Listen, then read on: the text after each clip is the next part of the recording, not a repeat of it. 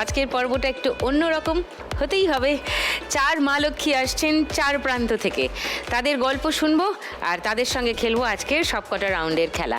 আগে আলাপ করতে হবে আর তার আগে তাদের ডেকে নিতে হবে। Please welcome.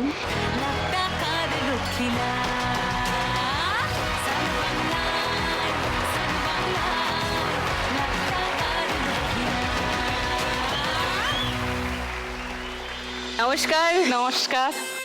শুভ সন্ধ্যা। শুভ সন্ধ্যা। রিঙ্কু নমস্কার। নমস্কার সুদীপ্তাদি, আমি পূর্ব মেদিনীপুর জেলার মারিচদা থানা থেকে এসেছি। পূর্ব মেদিনীপুর? হ্যাঁ। আচ্ছা, কি করো রিঙ্কু? আমি আপাতত এখন হাউসওয়াইফ। আচ্ছা, আগে কিছু করতে? হ্যাঁ, টিউশন করতাম। টিউশন? হ্যাঁ। পড়াতে? হ্যাঁ। তারপর ছাড়লে কেন? মেয়ে জন্মের পরে ও স্পেশাল চাইল্ড, ওকে সময় দিতে গিয়ে আচ্ছা, এটাকে অফ করতে হয়েছে। অফ করতে হয়েছে। ওকে। রিঙ্কু কোথায় অডিশন দিয়েছিলে? কাঁথি। কাঁথি, হ্যাঁ, পূর্ব মেদিনীপুর মানে তো কাঁথিতেই অডিশন দিয়েছিলে। মঞ্জুশ্রীও উত্তেজিত।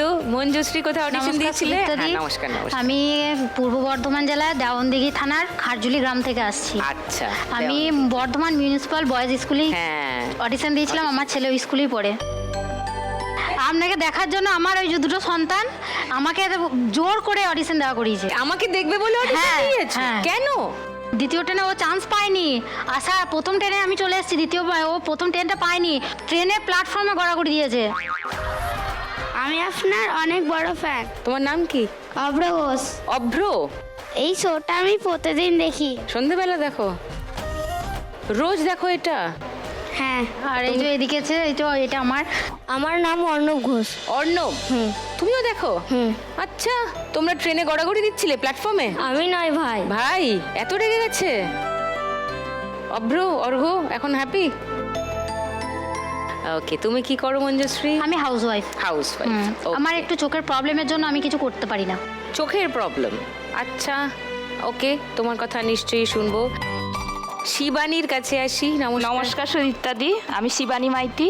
আমি পূর্ব মেদিনীপুর কাঁথির দারুয়া চালতাতলা থেকে এসেছি। আমি একজন গৃহবধূ, তার সঙ্গে আমি এই মালার কাজ করি।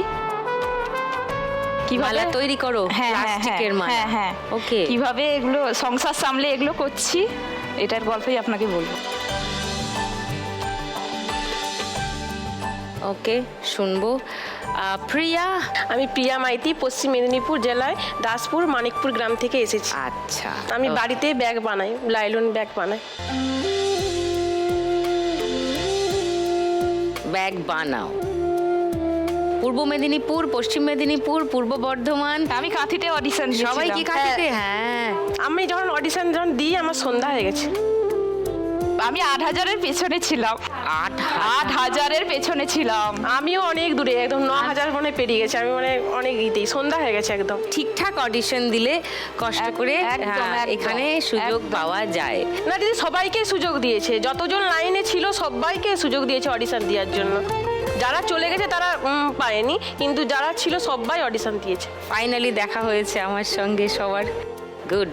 চলো, 4 জনকে নিয়ে আজকে খেলবো ফার্স্ট রাউন্ডের খেলা টাকা ওড়ে দেখা ধরে।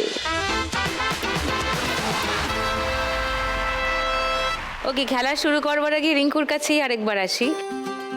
তুমি আগে টিউশন পড়াতে বললে, তারপরে বন্ধ করে দিয়েছো তোমার মেয়ের কিছু একটা অসুবিধার জন্য। তোমার মেয়ের কি হয়েছে? আমার মেয়ের যখন 2-2.5 বছর বয়স, তখন আমি জানতে পারি, মানে আমি ডাকছি, ও পেছন ফিরে আর রেসপন্স করছে না কোনো।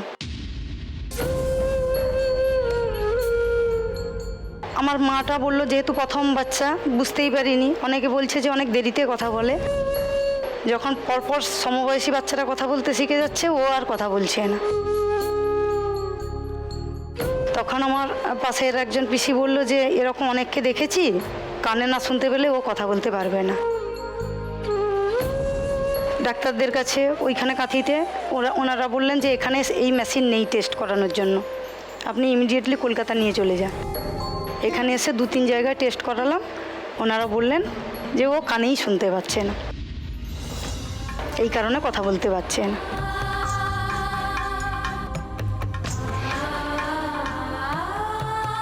আর কয়েকজন সুস্থ বাচ্চার থেকেও পুরোটাই আলাদা, তবে এখন ডাক্তারবাবুদের ওই থেরাপির কারণে ছোট ছোট শব্দগুলো শিখেছে।